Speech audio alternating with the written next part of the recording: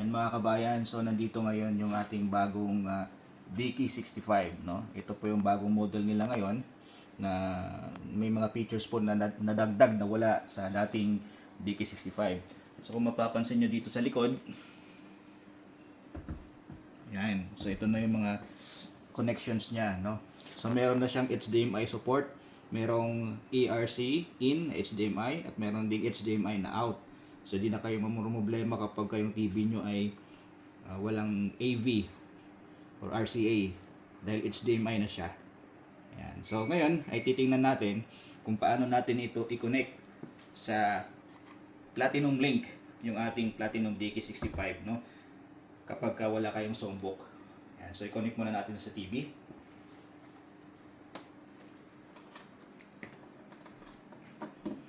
Yan. So pwede nyo pong gamitin yung RCA or HDMI pag nakakonect sa TV. And then ilipat lang natin yung kanyang mood sa Sing, no? So ngayon naka-Bluetooth siya.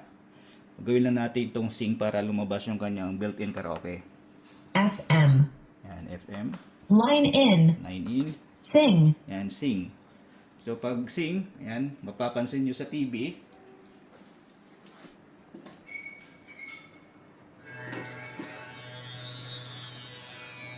Yan, nandyan na yung kanyang built-in karaoke, no, na Platinum.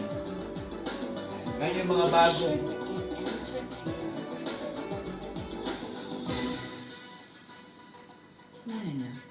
Ngayon yung mga bagong Platinum ay meron ng QR code dyan sa TV. Yan, nakikita nyo, napapansin nyo may QR code.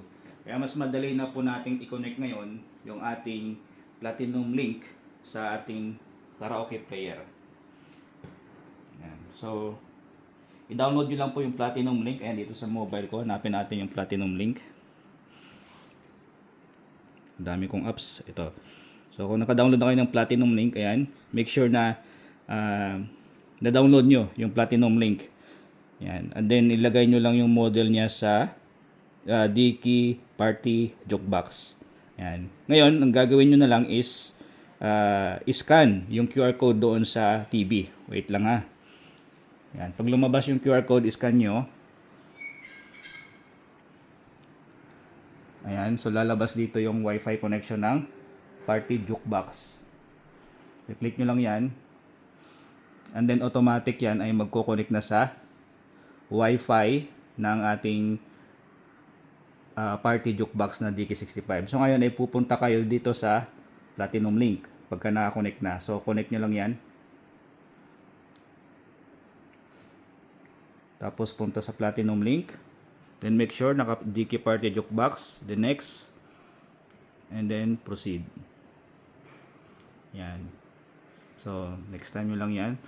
Tapos nung papansin nyo dito, connected na siya. Ayan, ganun lang kadali mag-connect, di ba? So, ang gagawin nyo lang ngayon ay mag-select na lang ng songs. Ayan. So, halimbawa, select tayo ng songs.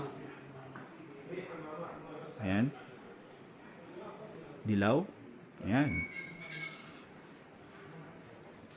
So, meron ka lang screen dito sa mobile mo, meron din sa TV. So kung wala kayong TV, pwede kayong kumanta dito sa mobile nyo.